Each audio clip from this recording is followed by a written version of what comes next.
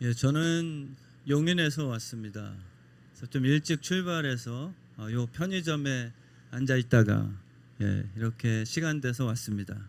여러분들 정말 이렇게 만나 뵈서 너무 반갑고 기쁘고 영광이고 감사합니다. 제가 잠깐 기도하고 우리 말씀 함께 나누겠습니다. 하나님, 지금 우리 주변에 심겨져서 자라난 나무만 봐도 절대 진화가 아니라 작은 씨앗 속에 설계되어 있는 놀라운 하나님의 창조임을 다 볼 수 있는데 마귀가 우리의 눈을 사기쳐 놓았습니다. 그래서 이 하나님의 영광을 보지 못하게 하고 오히려 태양을 보며 하나님의 솜씨 찬양이 아니라 태양이 신이라고 거짓 미혹을 합니다. 주님, 그러나 이 자리에 앉아있는 우리 믿음의 형제 자매들, 살아가며 가장 큰 복, 예수님을 나의 주로 만난 것입니다. 사도 바울처럼 이제 비닐이 다 벗겨졌고 이제는 하나님의 영광, 살아가는 모든 우리의 순간순간이 이제 예수 뜻뿐입니다. 주님, 복음은 겸손한 것 같아도 약한 것이 아니라 가장 강력한 불씨인 줄 믿사오니 이 대한민국, 한국교회, 우리 특별히 다음 세대들, 이 강장 학교로부터 정말 성령의 불씨가 작은 불꽃 하나가 큰 불을 일으키는 그러한 부흥의 시발점이 될 수 있도록 은혜 주시옵소서. 예수님의 이름으로 기도드렸습니다. 아멘. 오늘 제목이 잘못된 더불어는 더 불어 고문뿐입니다 라는 제목을 조금 제 나름대로 이렇게 재치 있게 그렇게 제목을 정했는데, 이건 정치 색깔이 아니고요. 정말 더불어는 이렇게 타인의 실수를 발견해서 제거하기 위해서 검거해 놓고 안 불면은 확 죽여버린다, 협박을 해서 그렇게 내 편 네 편 가르는 게 아님을 우리는 깨닫게 됩니다. 그래서 제목은 이렇게 간단하게 잠깐 소개하고 저는 그냥 말씀 20분 정도 함께 전하고 기도하는 시간을 함께 가졌으면 좋겠는데요.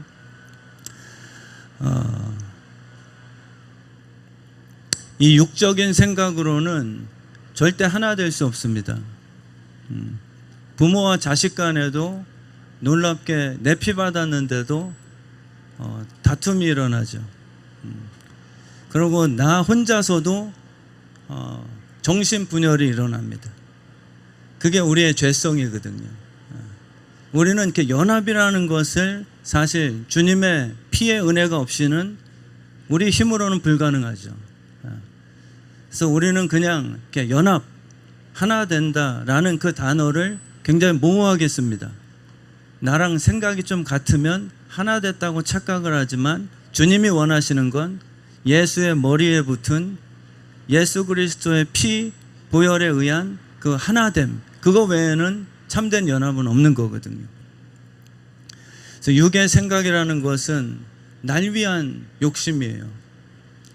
저에게 목회가 우상숭배가 될 수 있는 것처럼요.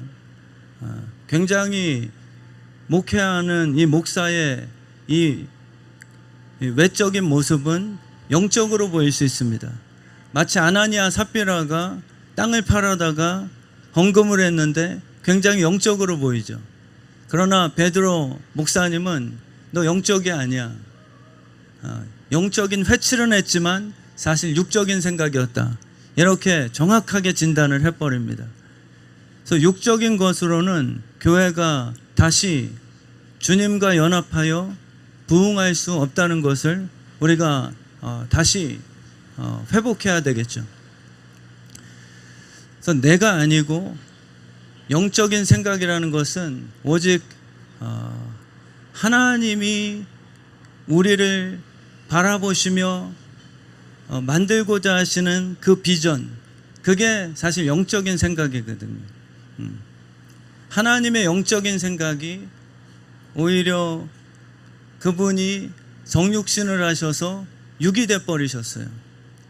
우린 영적인 생각하면 착각을 해서 이 땅에서 붕붕 뜨면서 마치 신령한 교주처럼 예수를 믿고서 영적이다, 이러한 분들 교회에서도 보시면 굉장히 위험스럽잖아요. 뭔가 이렇게 신비파들 40일 금식 기도하고 와서 나 영적이 됐어. 이 잘못된 영이 접촉돼 버리면 연합이 안 됩니다. 왜냐하면 그들의 속에는 희한하게 신비 체험을 했는데 심장은 안 바뀌고 굉장히 육적으로 그대로 남았기 때문에 더 위험해져 찾아온 것이죠. 근데 하나님은 영적인 하나님이신데 우리에게 육으로 다가오신 것, 이게 오해 없이 들으셨으면 좋겠습니다. 우리가 진짜 영적이 되면 성육신을 하고자 하는 뜨거운 마음 생깁니다. 오늘 말씀에도 보시면은 사실 피 흘리기까지 너희가 싸워봤냐? 이렇게 주님께서 사도 바울을 통해서 한번 툭 건드시는 거죠. 너희 예수 믿었는데 피 흘리기까지는 싸워봤어? 근데 우리는 이것을 베드로가 마치 예수님 옆에서 예수님을 지키기 위해 칼을 뽑아들고서 나는 주님을 지킨다, 우리가 이 교회를 지키기 위해서 자꾸 칼을 뽑아들고 예수님을 뺏으려고 하는 그 말고를 향해서 귀를 잘라버려 한번 피 좀 볼래? 나는 진짜 내 검을 갖고서 예수님을 잡아가려고 하는 말고를 향해서 내가 한번 피 좀 보자 오늘. 근데 주님께서는 오히려 그 피 흘림에 대해서는 사단아 물러가라, 이렇게 주님이 말씀하세요. 그럼 오늘 히브리서 12장 4절 말씀에 너희가 피 흘리기까지 싸워봤느냐, 그 참뜻에 대해서 우리가 묵상이 필요하죠.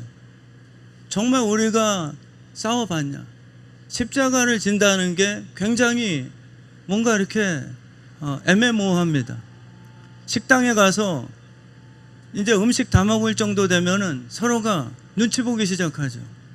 늦게 일어나는 사람이 장땡입니다. 그리고 누가 십자가 질래? 그러면 그래도 목사니까 저는 항상 그래, 목사인 내가 십자가를 지겠습니다. 그날 식사비 내는 게 십자가 지는 건데 저는 항상 그러죠.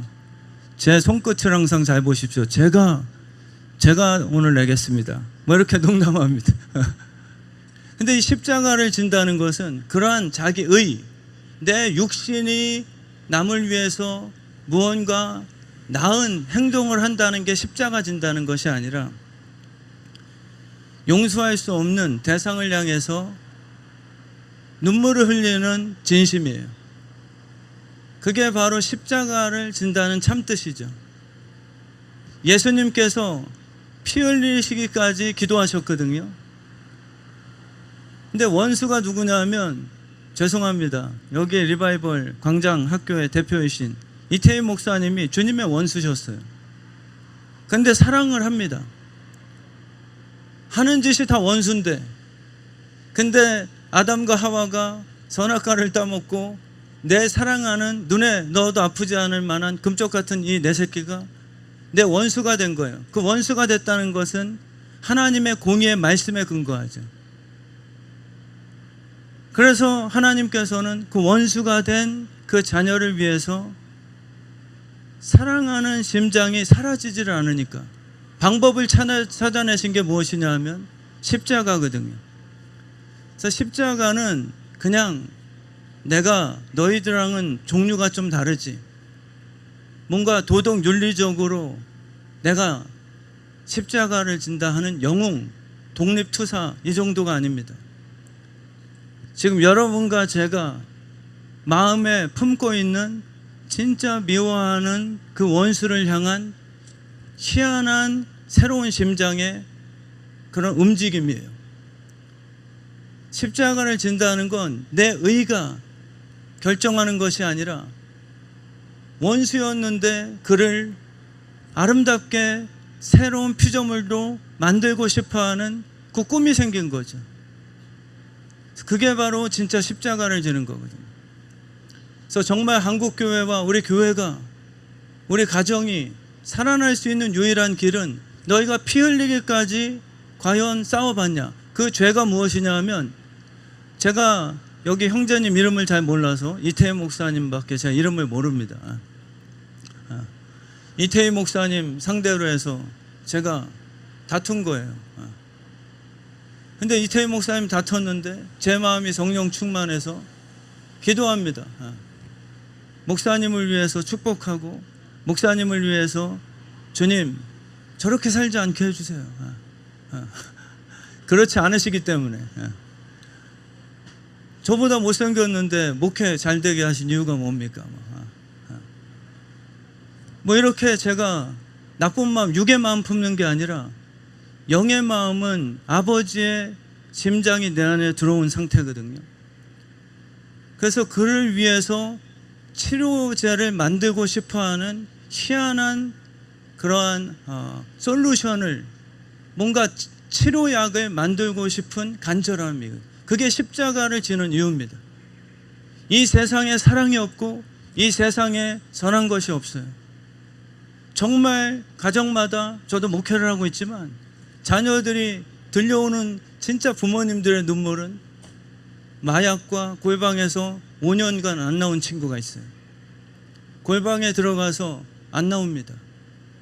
밥을 안 먹고 완전 꽉 말라서 매일 게임만 하고 인터넷 통해서 그 토통과 뭐 하여튼 그 도박만 하고, 정말 이 세상에 들리는 소식들을 보면 다 중독자들, 음란한 거, 부모님을 교도치 아니하고, 교회가 교회를 경쟁하고, 희한하게 우리의 마음은 육적인 걸로 투성입니다. 영적인 걸로 포장을 했을 뿐이에요. 정말 그 피 흘리기까지 싸워봤냐? 예수님도 육적인 생각을 하셨거든요. 오해 없이 들으십시오. 주님을 폄하시키는 게 아니라 주님이 진짜 인간으로 오셨습니다. 아멘이시죠?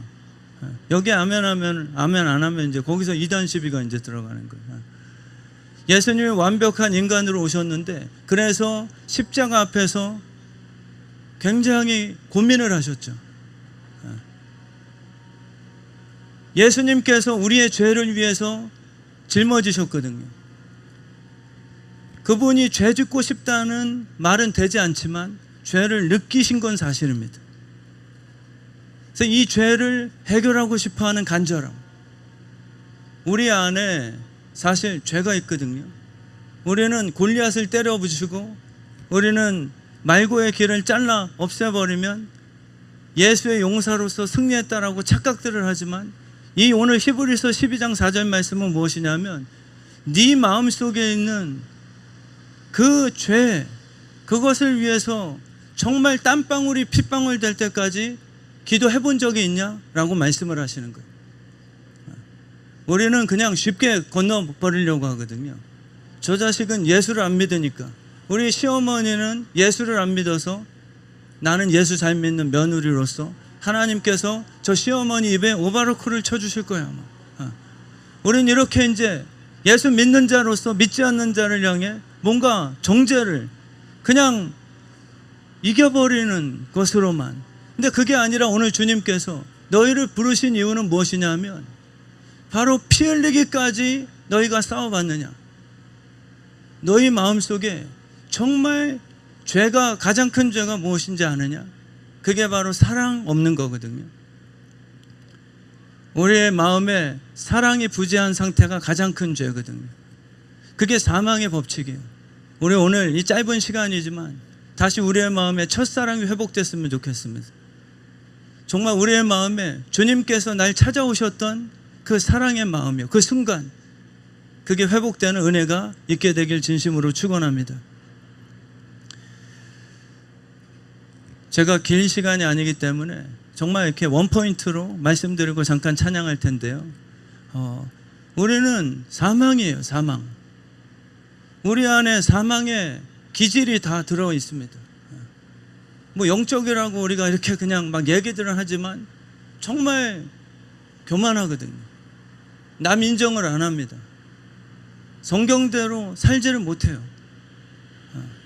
그리고 그 안에 진리교회, 주의 뜻 성함교회, 교회가 먼저가 아니라 그 앞에 붙여진 이름이 더 잘 되기를 바라는 게 솔직한 목사의 심정이거든요.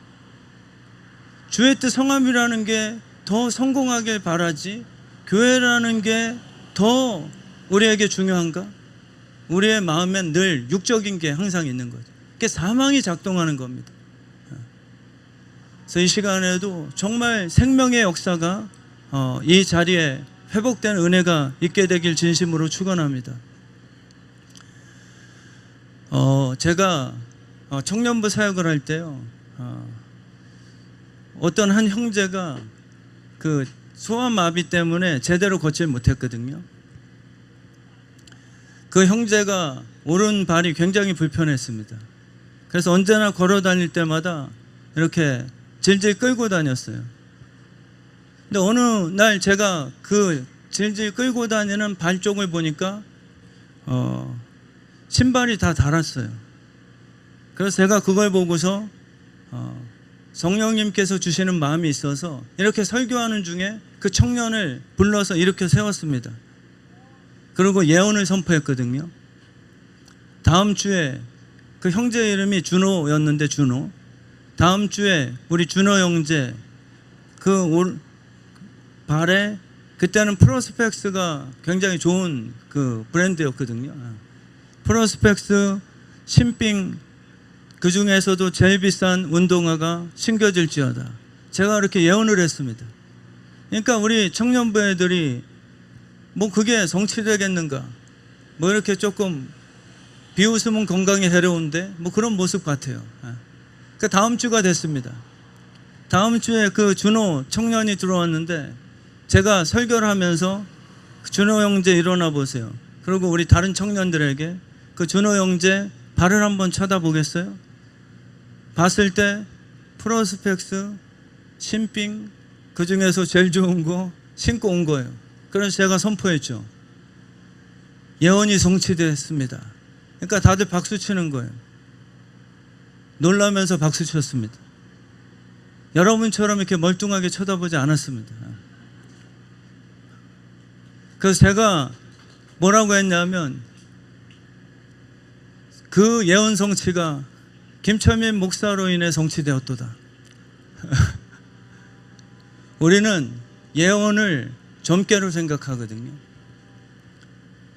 영이 들어오면 우리는 아비의 마음이 들어옵니다. 그래서 우리는 예수의 심장에 오면 사랑이 회복돼요. 베드로에게 주님께서 예언하셨거든요. 수제자인데 예언을 했어요. 네가 닭 울기 전에 나를 3번 배신 때릴 건데 그것도 쌍욕을 할 거다.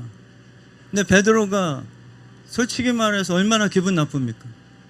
제가 우리 요 앞에 있는 세 형제에게 예언 기도 해줄게요. 제가 쿵따리 사바라 사파파.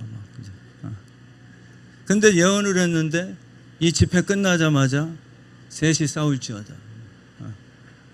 뭐 이렇게 예언한 거예요. 그러면은 사실 기분 되게 나쁘죠. 근데 어떻게 보면 거꾸로 생각하면 베드로가 기분 나쁠 게 아니라 예수님이 바보예요. 저에게 그런 능력이 있다면 교육자를 뽑을 때, 장로들을 뽑을 때, 예수님도 12제자를 뽑을 때 밤새 기도하셨거든요. 왜 기도했냐고 한번 제가 질문해도 답 안 하실 거잖아요. 많은 사람들은 신중하기 때문에, 주님의 제자기 때문에 그처럼 밤새 기도하고 주님의 제자로서는 A급들을 캐스팅해야 된다. 뭐 이 생각이겠죠. 근데 희한하게 한결같이 배신 때리고 조금만 하면 세례요한처럼 우리 아들처럼 욱하고, 그리고 맹간하면 돈에 약하고 가룟유다처럼요. 어떤 사람은 그냥 음란에 너무 그냥 팍팍 넘어지고, 어떤 사람은 싸움 딱이고, 이런 12명의 제자를 주님이 기도 24시간을 하시고 뽑아내신 거예요. 그러니까 좋은 인재를 뽑기 위한 주님의 기도 제목이 아니었고, 그 형편없는 인간들을 결국은 예수의 피로써 반석으로 만들게 해 주십시오라는 주님의 아버지를 향한 기도의 제목이었음을 우리는 유추해야만 되는 겁니다. 저 같았으면 정말 걸러낼 것 같아요. 장로님 임직할 때 제가 예언하고 저를 배신할 사람, 끝까지 같이 갈 사람, 이러면 사실 베드로는 뽑으면 안 되는 게 맞잖아요. 예언 기도를 왜 그렇게 씁니까? 저를 위해서 잘할 사람을 뽑는 게 맞지. 예수님께서는 그 예언 기도를 하신 거예요. 베드로를 무시한 게 아닙니다. 못 믿은 것도 아니에요. 제가 이 시간 예언 한번 할까요? 여기 앉아 계신 모든 분들은 100년 안에 다 죽을지어다. 여기 다 기분은 안 좋지만 노맨하는 분들은 한 명도 안 계세요. 근데 이 예언이 왜 성취가 되냐면 사망의 권세가 우리 세상 가운데 스며기 때문입니다. 그래서 제가 예언을 할 수 있어요. 여기에 계신 분들 중에 다 육적으로는 사망의 권세가 우리 안에 파고들었기 때문에 이제는 무당들이 점괘를 낸단 말이에요. 예수님도 베드로를 택하셨지만 베드로의 육적인 기질을 알았어요. 주님은 이 앞에 있는 그 그린 색깔, 조금 진한 카키색인가? 손든 형제, 그 우산 든 우리 형제, 헤어스타일 반으로 쪼갠 형제, 그 형제의 육적인 기질을 다 아세요. 정말 주님은 중심을 보십니다. 그게 어찌 보면 진짜 주님께서 이 예배가 끝나고 1년 안에는 여기 계신 남자들 중에 1년 365일 중 단 한 번은 또 음란 짓 할지어다. 이 예언이 희한하게 성취가 됩니다. 나쁜 그 행위가 아니에요. 주님은 베드로의 그 약한 기질을 아셨어요. 소녀 앞에서라도 배신할 것을 주님은 이미 간파하셨죠. 사랑이 없는 예언은 비극이 됩니다. 우리는 예언하면 뭔가 이렇게 굉장히 신비주의로 가려고 하죠. 근데 사랑의 예언은 무엇이냐면 내가 십자가 지는 거예요. 베드로의 배신을 알고 예수님은 스스로가 베드로의 배신을 정죄하거나 심판하시려고 하심이 아니라 베드로의 배신 사건을 위해서 본인이 십자가로 향하세요. 그리고 베드로의 실수를 다시금 새롭게 회복할 수 있는 십자가 위에서 흘려내신 피로써 그를 반석으로 만들어내시죠. 그게 사실 교회의 사명이거든요. 그게 우리 예언 기도하는 참된 목적입니다. 사랑이 없는 예언들은 누구나 다 할 수 있어요. 정말 거짓말이 아니라 다 여기에 계신 분들 사이에 1년에 몇 번은 부부싸움 할지어다. 이게 코로나가 걸리면 의사들이 예언하거든요. 3일 후에 목이 아파질 것입니다. 5일 되면 콧물이 나기 시작할 것입니다. 사망의 바이러스가 우리 이 땅에 들어와서 이제는 우리가 그 육적인 진행 상태에 대해서 예언을 할 수 있게 됐어요. 근데 이제는 주 예수 그리스도의 은혜로 바뀌게 된 거죠. 생명의 예언을 할 수 있게 된 거예요. 그리고 그 예언의 성취가 바로 나 자신이 되어야 될 줄 믿습니다. 이 예배가 끝나고 우리 대표 되시는 이태희 목사님의 그 입에 스타벅스, 카라멜 마키아토, 아이스로 그 입에 콜콜콜콜 들어갈지어다. 그 예언이 우리 그린 색깔 입은 형제를 통해서 성취될지어다. 아멘 안 하잖아요. 벌써. 우리 교회 같으면 난리 납니다. 막 아멘하고 뭐 서로 사겠다고. 그러니까 우리는 예언이 나를 위한 미래 점괘라고 생각하는데 사실 사랑의 예언은 무엇이냐면 우리 이태희 목사님을 향해서 제가 주님께서 주신 그 마음에 대해서 선포하는 거예요. 반석이 될지어다. 그리고 우리 무책임하지 않습니다. 그리고 내가 십자가를 져서 그를 반석으로 만들 수 있는 그 치료제를 내 피로써 만들게끔 주님이 허락하신 거죠. 지금 광장이고 저도 듣는지 아니 듣는지 도무지가 알 수가 없기 때문에 뭐 저도 이렇게 그냥 혼자서 이렇게 선포하고 있지만 다 들으시는 거라고 믿고요. 정말 우리 여기에 모인 강장학교 성도님들이요, 오늘부터 예언하시면 좋겠습니다. 이 나라와 민족을 위해서도요. 이제는 하나님께서 알파와 오메가가 되셔서 저는 확신합니다. 주 뜻대로 살아가는 주의 자녀들에게 주님은 예언하셨어요. 알파와 오메가로. 처음도 내가 택했고 내 뜻대로 살게 할 것이며 내 말씀대로 순종한 자들에게는 반드시 하만이 모르드게를 죽이려 하더라도 하만이 그 장대에 죽을 것이요, 오히려 모르드게와 에스더는 끝이 생명으로. 그래서 그 예언 기도가 신비주의가 아닙니다. 목사님들이 이상한 기복주의 되는 분들도 있지만 정말 말씀으로. 다시 한번 우리 그린 색깔 입은 형제님, 부모님에게 잘하시면, 잘하는 조지하시죠, 그죠? 예. 부모님께 효도하고 매달 10만 원씩 용돈 드리면 이 땅에서 오래 살고 장수하며, 똑같은 말이네, 잘 되고 형통하리라. 이 예언이 목사들이 그냥 쇠뇌시키는 말이 아니라 정말 하나님께서 이제 사망의 권세가 아니라 생명의 흐름으로 다 역전시켜 놓으신 거죠. 그래서 이 한국교회를 향해서도 사실 예언이 가능합니다. 그냥 한국교회는 무너지지 않아. 이렇게 그냥 우리 예루살렘은 안전해. 우리 예루살렘은 우리 가마야. 튼튼한 가마야. 그랬잖아요. 그죠? 바벨론으로 안 따라가는 그 남아있는 그 이스라엘 민족들은 정말 이사야가, 예레미야가 선포해서 포로로 가는 것이 하나님의 뜻이다 해도 그들은 자기네 뜻 가운데 아니야, 예루살렘은 절대 안 무너져, 이랬을 때 하나님께서 다 부셔버리셨잖아요.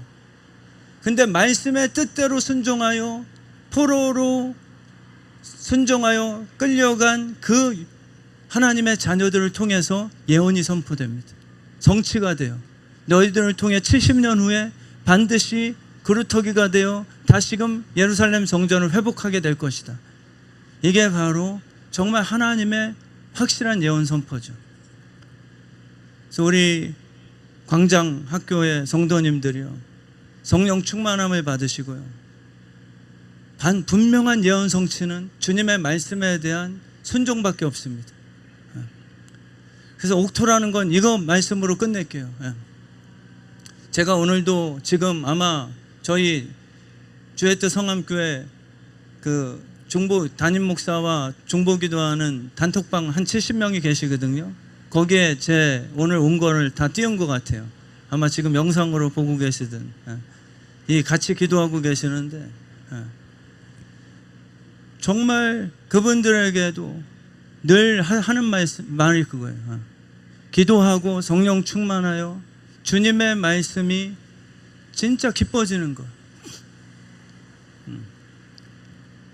그래서 옥토라는 게 오늘도 20분 동안 지금 넘었죠. 19분인가요? 19분? 20분 정도인데 기도해 달라고 그랬어요. 제가 20분 안에 잘 마무리하고 돌아갈 수 있게끔. 지금 아마 권사님들이 또 기도응답 안 됐다 뭐 이러고 있겠지만, 결론이 이겁니다. 옥토라는 건 뭐냐면 내가 원하는 거, 내가 원하는 사울 세우기, 바벨탑을 세워서 뭐 굉장한 내가 높아지는 것. 우리는 옥토라는 것을 세속적인 성공하는 땅, 평당 얼마다 이렇게 생각할 수 있죠. 그게 옥토가 아니고요, 정말 진정한 옥토는 주님의 씨앗이 나를 만들게 하는 겁니다. 내가 못 만들어요. 그거는 종교죠.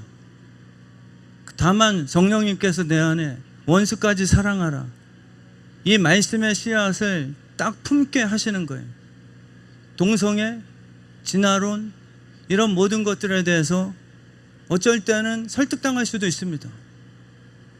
우리도 두 딸들이 있는데 학교에서 선생님들이 정말 논리적으로, 우리 둘째 딸은 또 이렇게 좀 공부 잘하는 그런 학교에 입학을 했기 때문에 그 선생님들이 예수를 안 믿고 진화론, 창조론의 허무성 뭐 이런 걸 막 설명하나 봐요.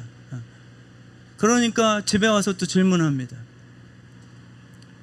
정말 옥토라는 것은 기독교가 왕이 되는 땅나라가 아니라 우리 옥토 가진 한 분 한 분들이 어떤 유혹과 어떠한 미혹이 있더라도 이 시대에 주님의 말씀만 딱 붙들고서 흔들리지 않으려는 거룩한 신부거든요.